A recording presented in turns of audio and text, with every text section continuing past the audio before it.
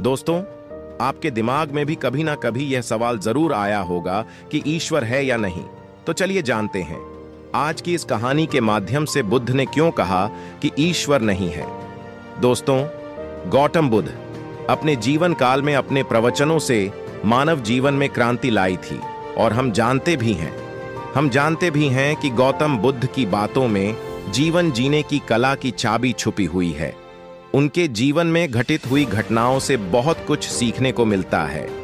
ऐसे ही एक घटना के बारे में आज मैं आपको बताऊंगा। गौतम बुद्ध के समय में एक सवाल उनसे अक्सर पूछा जाता था। दोस्तों, आज के इस वीडियो में हम जानेंगे कि गौतम बुद्ध क्यों ईश्वर को मानने से इनकार किए कि ईश्वर है या नहीं, और हर बार बुद्ध एक अलग जवाब देते थे। ईश्वर के बारे में पूछा गया यह सवाल आज भी पहेली है और बुद्ध के समय में भी पहेली ही था।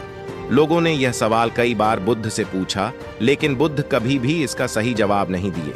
एक बार की बात है, एक ज्ञानी पंडित गौतम बुद्ध का प्रवचन सुनने आया करता था और वह पंडित उनकी बातों से सहमत भी था।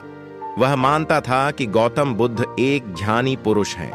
एक बार बुद्ध ध्यान की मुद्रा में बैठे हुए थे और वह व्यक्ति उनके पास गया और उनसे पूछा कि बुद्ध, कृपया आप मुझे बताएं कि ईश्वर है या नहीं।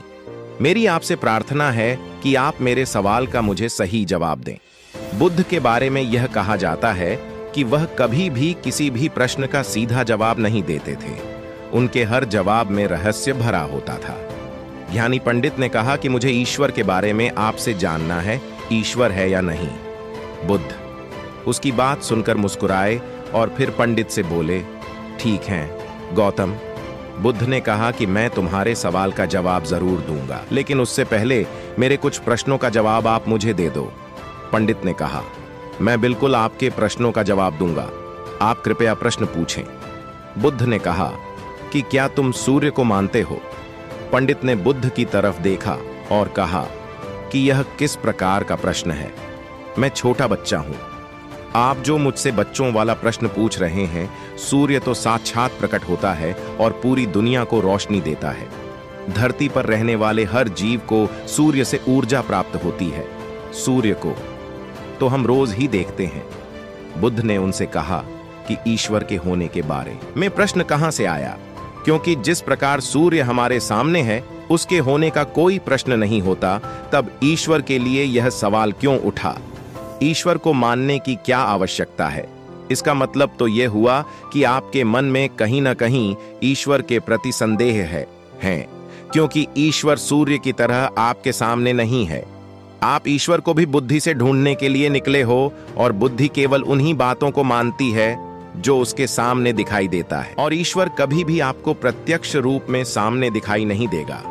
अगर दिख जाए तो वह ईश्वर नहीं होगा। गौतम बुद्ध ने कहा कि तुम ईश्वर को मानते हो या नहीं? असल में यह प्रश्न ही गलत है, और गलत प्रश्न का सही उत्तर कैसे दिया जा सकता है? इसलिए अगर इस गलत प्रश्न के पूछे जाने पर और अगर किसी के उत्तर दिए जाने पर, तो वह उत्तर भी इस प्रश्न की तरह ही गलत होगा। पंडित बुद्ध की बात सुनकर थोड़ा भ्रमित सा हो गया। उसने कहा कि बुद्ध, आप किस तरह की बातें कर रहे हैं? मुझे कुछ समझ नहीं आ रहा है। बुद्ध ने कहा, अगर मैं तुम्हें सीधे शब्दों में बताऊं तो इसका मतलब यह है कि ईश्वर को माना नहीं बल्कि जाना जा सकता है।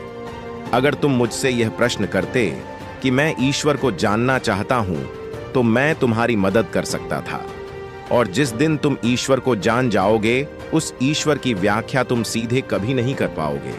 लेकिन लोगों को ईश्वर के दर्शनों का स्वाद चखने में मदद जरूर कर सकते हो। तुम कभी अपना अनुभव किसी को दे नहीं सकते हो, लेकिन किसी को अनुभव कराने में सहायता जरूर कर सकते हो।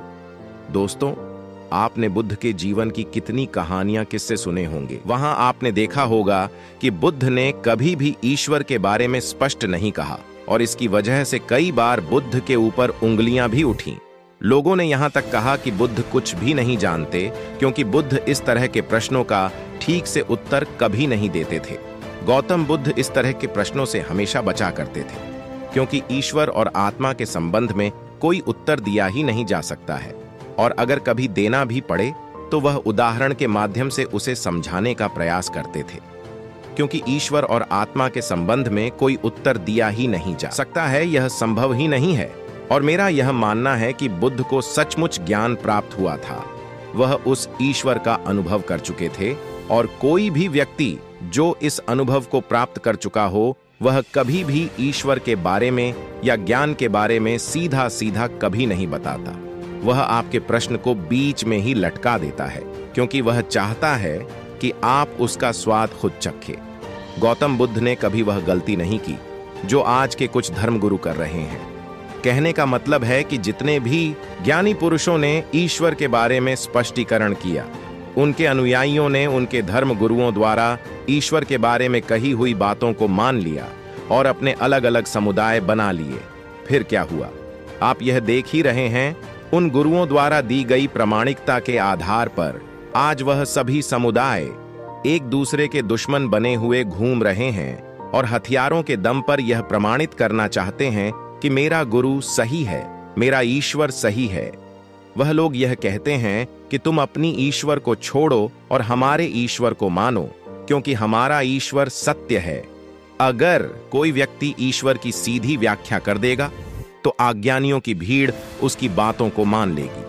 वह भी ईश्वर का अनुभव कभी नहीं करेगी। वह भीड़ तो केवल आपकी कही गई बातों के आधार पर किताबें लिख देगी और हाथ में तलवार लेकर चल पड़ेगी कि हम अपने समुदाय को बढ़ाएंगे, अपने धर्म को बढ़ाएंगे, प्रचार प्रसार करेंगे। शायद बुद्ध इस बात को जानते थे, इसीलिए उन्होंने कई बार ईश्वर के वजूद को भी नकारा।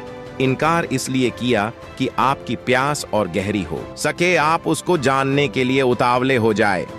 अगर बुद्ध ईश्वर के बारे में सीधे सीधे कह दे तो भीड़ आसानी से उनकी बात मान जाएगी, और ऐसे ही हमने धरती पर ना जाने कितने ही ईश्वर और भगवान को जन्म दे दिया है।